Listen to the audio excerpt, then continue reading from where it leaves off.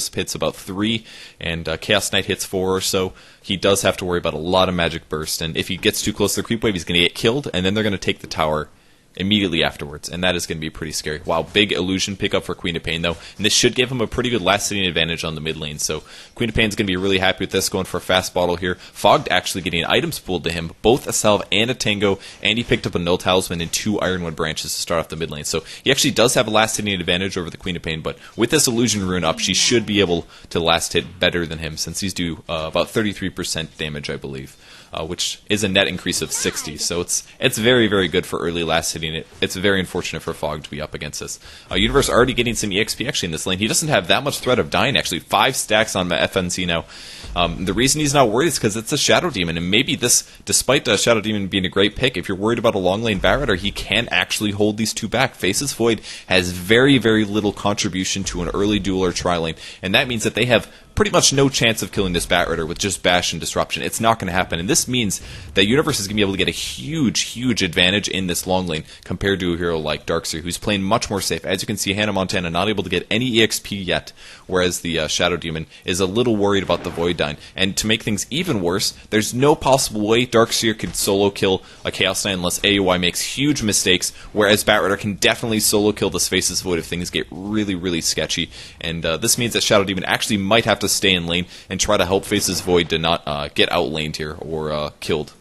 Whereas the Wisp can just kind of pull it the whole time. And that's going to mean that Dignitas not only is getting this lane advantage from the Bat Rider, but also is getting a pull advantage from Wisp. And he's going to go contest the rune, but it's actually going to spawn top. So rune goes to Fogged here. He's about 50 gold, away from a bottle. And he's actually going for a top gank here. He is going on Universe. The Enigma has came over with a level 2 Malefice, but luckily for him, he has been able to Firefly to the side. Fogged is maybe going to look into a kill. Dismech takes some damage, and there's the phase shift and back to the mid lane. I think he did shift because the dive came. But a nice play by Universe, just going to Firefly and run off the map. No way for them to get that kill at that point. And this is actually going to cost the Enigma a little bit, because he has put a second level into Malefice, so that means that his Eidolons will do slightly less damage, and they're going to have slightly less HP, which means his farming subsequently from this is going to be slower. He could have been farming camps this entire time instead of ganking, and since that gank failed, he will be slightly behind now. So back in the mid lane, Fog.Dota has taken at least 1 dagger here. He does have 2 levels into the orb currently. Last hitting, where it looks like DarkFalco is at 11 and 3. He's actually out last hitting Fogged here, despite the last hitting advantage. And he actually goes high ground. That was a pretty cool little motion there. He's just going to be checking for the rune. Maybe he was a little bit worried about the Scream of Pain there, but he does go back up to the high ground. He's got to be a little careful here. He does dodge the dagger. Nice play from him, and he's going to be absolutely fine here. If he did eat a dagger there, that would have been a pretty big loss, but DarkFalco did not cancel that, and Fogged was able to dodge it with the phase shift. So nice play by him to get out of that. Otherwise, it would have been quite a bit of damage going on here. But Bottle's up 200 gold past that, and despite being at actually now a last-hitting advantage, he's doing quite well here. So it's going to harass a little bit. There's the orb that comes through. He does take the Scream of Pain. Falco's going to back off here, and we also see Mojo as well as Hannah Montana jungling. Hannah was still afraid of being within EXP range on the bot lane, understandably, so he's going to start off in the jungle and actually help Enigma farm up a little bit. So more like Enigma's helping Darkseer, to be honest, so he can tank up creeps and things like that. In the meantime, Universe has been pulling camps aside here, 4 stacks on the Dark Tour, and he should be able to steal the last hits of this, and he does snag that. So one really nice thing about Bat Rider there in the long lane is that you can actually just sap that EXP and go on that large camp as you pull it while doing AoE damage, and most importantly, in a safe manner. He's able to get those last hits. If he ever got dove on, he could just run immediately down to the low ground here into the river. So pretty easy for him. He's actually level 5 right now, which is super impressive. If we check out the EXP per minute, he is way up there, and that is their long lane. Compare this 350 EXP per minute for the Bat Rider to what Darkseer is working with, and that is 71. So this draft from Dignitas was just absolutely superb. The Bat Rider is able to get almost entire EXP with some free farm, and compare this to the Darkseer, who's literally just not even in the lane. Now he's getting some EXP, but maybe he should have started this at level 1, perhaps. Might have been a little bit better off for him, I think. So AY now up to 32 last hits, doing better than the Faceless Void. Illusion's going to take some damage to the Bat Rider Illusion, of course, but he is now level 5, and he has a bottle picked up as well, very close to Boots, and after that, probably going to go for Tranquil Boots. Fogged actually going to take a kill in the mid lane, actually. That was a level 5 Queen of Pain. Fog just hitting level 6. Hannah surging forward. One little A very expensive courier going on here. And that's actually 2 levels of waiting for... Oh, he's going to use the ulti on Hannah Montana. Will he have enough for the orb? He's looking for the mana, but he's not going to get in. The salve popped by Darkster is actually helping out quite a bit. He's going to use some right clicks. Probably needs 3 or 4 to get the kill. And Hannah's going to walk out of this fog. Might be in some trouble. There's the courier. Does phase off 2 tower hits. And there's the send back from the Queen of Pain. Can DarkFalco get the kill? He's not going to be able to. So he saves his mana for sure. And Fogged is going to go all the way back to base. So nice little save from Way Too Sexy to show up at the right time. And he wanted to get that kill on Hannah, but unfortunately not able to do so. And that's going to burn his cooldown for about 85 seconds. That's a little bit of a loss, but regardless, he still killed Queen of Pain without it, so not the end of the world at all. He's got Bottle, he's got Wand, and Boots already picked up, so Fog doing very, very well in this matchup so far. Now AOI picks up some Power Treads. Power Treads Wand still has the Stout Shield. Not missing a lot of last hits, that's for sure. Sitting very well. And keep in mind, the same time, Way Too Sexy's also been farming a lot. Now he hasn't actually had to gank yet, whereas the Enigma has, so he's going to have at least some EXP. No EXP advantage, but he does have more last hits than the Enigma, so he should be out farming him at least slightly here. And he's actually using Tornado to jungle a little bit, which is pretty cool. So, possible push coming top, but Universe has predicted this, so he's going to start off the Firefly, which is going to result in the Creep Wave dying, and then the Eidolons won't be able to tank, so those are going to have to back off as well. If you actually didn't pay attention and precursor that with the Firefly, we could have seen that tower get killed right there. So, nice foresight from him. In the meantime, if we look at the gold graph, a huge gold advantage going to Dignitas. 1 kill with First Blood is not going to match this up, and this is exactly what I was talking about. It's a lane advantage for Dignitas. They have the better lane on the safe lane. They have better EXP on the hard lane as well, and we're seeing Fogged get an EXP advantage over DarkFalco. He's putting some hits on him. Will he ulti this? We'll see. He's not going to. And DarkFalco is going to blink away last second. Looked a little hesitant and unsure what he should do there, but 300 HP. If Fogged comes off cooldowns here and he ultis, this is going to be a dead Queen of Pain, so he's got to be very careful right now. He's going to be looking to orbit. Will he go for it? He's thinking about it. I love his positioning right now. He knows that DarkFalco doesn't have a lot of HP, so he can just sit high ground and get these last hits in the meantime. So DarkFalco is going to have to play very, very safe here. Even the Wisp is actually sitting inside. All it's going to take is actually an orb through from the puck and then a tether and bring the spirits through to get the kill. And Tides is about to run out, so here it comes. He's going to spot things out. And that is going to be DarkFalco getting away. Takes 1 spirit, but not a big deal. Just waiting for his bottle to come back, and there it is. So bottle on the way back for DarkFalco here. Tides might be caught actually. Yep, Hannah's going to find him. Here's the blink forward, 1 right click, but no dagger on him. And Hannah actually does not have boots. There's the surge from DarkFalco. He's not going to go for it.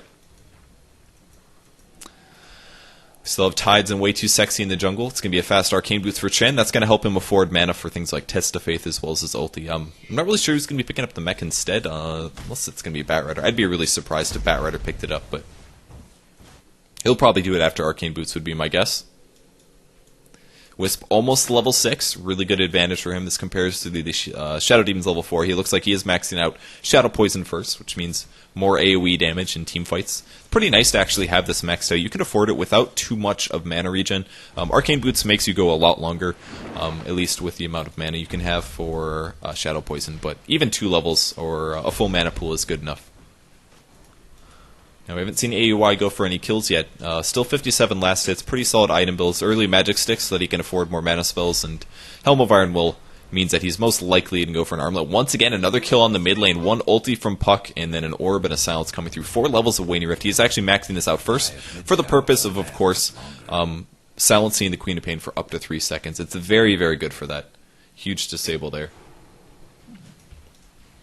FNC now up to 40 last hits, still doing a pretty good job. No Quelling Blade either, so there's some pretty big base damage on the Faceless Void, but still is able to get these. And now that the stick is completely full, Universe might as well just keep casting it. Although we do have a gank coming with Enigma, he's going to have a black hole. This is going to be pretty dangerous for Universe if he spots this out. Here comes the TP actually at the same time. Here comes the gank. Chaos Knight's a little bit far back. Who will they be able to grab? There's the Chronosphere starting things off. FNC, they're going to go on Mojo Storm Stout. Great disruption actually. Universe is going to ulti this as the black hole will catch the rest of them.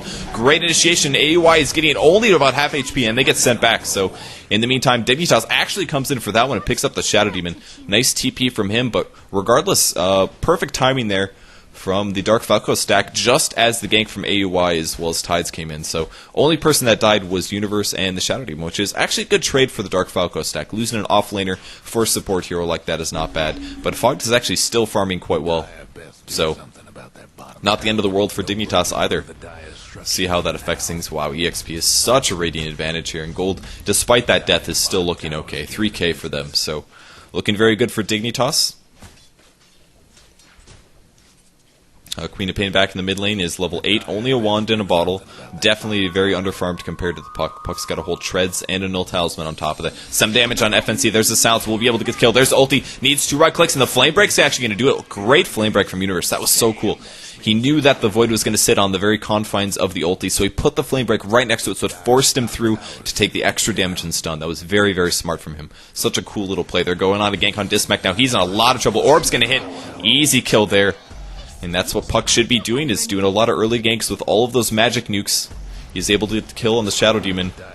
The creeps push in to take some tower damage. Well, they'll probably try to take this now. They did cut the creeps, and a little bit of heal in Universe. He's got his ulti up in 2 seconds. And this tower should give them a nice advantage. In the meantime, AOI still pressuring the bot tower as well, down to half HP, and DarkFalco's stack is going to be a little bit of trouble here. 3 Wildkins. I want to see those triple tornadoes if possible. And Puck gets the last hit top. And that is going to be his Blink Dagger. 11-minute Blink Dagger. Here comes the teleport. And they're going to the mid lane. DarkFalco will just simply walk away from that one. I don't know if they actually had the intention of getting the kill there. But regardless, Puck is now immediately going to be on the mid tower for pushing there at his triple tornado. I want to see the damage this baby is going to do. Going to be going on the creep wave very, very soon here. And there it goes. Oh my gosh, that damage is insane. Triple tornadoes. Makes you wish they had a Leshrac stun or something like that. Just stun all of those guys. DarkFalco literally has to walk away because the tornadoes do too much damage. There's a blink silence. Vision on the tornadoes, not as good as it used to be. There's some damage on him. Do they have ulti, man? He actually does not. He burned it all. DarkFalco's still getting killed. A great flame break from Universe. Throws him back and he does get caught. Hannah Montana's shifting over, but still doesn't have a whole lot of farm here. Just a level 5 on him. And Mojo Stormstout's going to be trying to push this, but he knows he can't really do a whole lot at the moment. He's level 8, only 3 levels of Malefice, and no Black Hole, so this is the best they can do at the moment. Eidolons are unable to get the last in. They're afraid that there is going to be some roaming over, which is actually what's happening. Batrider's going to be looking for kills. Dismech with boots. They all have boots, so they will be able to at least escape the deaths. Ooh, he does find a support. Great flame break. Once again, catches Dismech. Loyalty. He will actually. The sticky napalm and buying him some time. And there's the test of faith. Gets the kill. Great play by Universe. Shadow Demon a little bit too close to the creep wave, but he did profit from that as soon as he did notice. Sending him back for the mana. And they are looking good. AUI as well as Tides farming top. The coolest part is they just have to stick together here. And what's going to happen is they'll teleport as soon as the team fight happens. FNC is actually looking for a fight. There's the silence goes in. DarkFalco in trouble. Will he break the tether? Again, he's going to go down just in time for the chrono to hit. Great flame break as well. Buys way too sexy a second. He's going to have to walk away from this. More right clicks, and there they teleport in. Shadow Demon almost killed. Tether lands as well. Great stun on Enigma. Enigma goes down. No damage from him, and the flame break is coming in. Hannah Montana's getting low. Does land. Hannah's going to die to burn damage, and FNC may go down as well. Small mistake from Tides of Time. Sending it back to Chaos Knight time, but actually, they knew they had that fight won. He probably just said, whatever, that fight is cleaned up. Chaos Knight can go back to farming immediately, and the rest of his allies are going to take the tower. But 5 dead heroes on the Dire team, 12-1 right now, and Dignitas is looking absolutely perfect versus the DarkFalco stack. I mean, the drafting here was just absolutely great. I think they did an awesome job. All the lane setups are just fantastic, and DarkFalco stack's having a really tough time matching up versus Dignitas here, so a little bit of poison damage flowing through once again, and the Queen of Pain's going to grab whatever CS she can, picks up the Belt of Giant Strength, but man, they are far behind in terms of core items. Puck even has an ultimate orb, like Dagger alone. Another ultimate orb on top of that just puts you so far ahead, so Fogged is absolutely set for Faces Void. By the time Faces Void finishes his Battle Fury, Puck is going to have a sheep stick. That's what I'm expecting to see. FNC takes a 2-second stun. He's going to have to time walk out of this one. Armlet is doing some serious damage. Puts him so low. Great crit. He goes in. He gets him. Oh my gosh, just in time. Great Reality Rift, and DarkFalco now the one that's being chased. 2-second stun. AOI will get out of here pretty quick.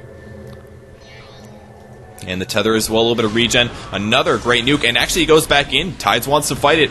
Flaming Lasso, Fog comes in. There's the orb. Silence. Is it going to hit? Mojo's looking for the black hole. Oh, he's thinking about it, but he's just going to tether break, and now a couple right clicks from him. Hannah Montana dies once again. Flame break for once actually misused by Universe. And Go Next is called from Hannah. They don't want to play this game anymore. 16-1, and a very, very easy win for Dignitas here in the first game of the winter bracket finals. This is the best of 3. This will give Dignitas a 1-win advantage, but man, was that game one-sided. Every single lane was won by Dignitas. They won mid lane. Top lane was arguably won by Dignitas in the sense that Batrider got way more farm than he should in a long lane. But most importantly, he got a lot more experience in gold than the Darkseer did. And mid lane was definitely won by Fogged, so huge win there for Dignitas. If we take at the last look of the points, 13k gold advantage for the raiding team. EXP is also massive, and that is going to be the end of Game 1. So we'll be back in just a second, guys, with Game 2 of the 3-game set. We'll see if the DarkFalco stack can do anything to stop Dignitas here. If they do end up taking a loss in the next round, that means they get put in the loser's bracket, and they're going to have to play against Gratz, though. This tournament is the Dota 2 Gamescom. Excuse me. Man, I always get that wrong. The Plantronics Gamecom.Dota 2 tournament, I believe, is what it is. I think so. Yes. The Gamecom.Dota 2 event is what we're watching. So that's going to be the end of Game 1. Thanks, everybody, for tuning in. We'll be back in just a second with Game 2. Don't go anywhere.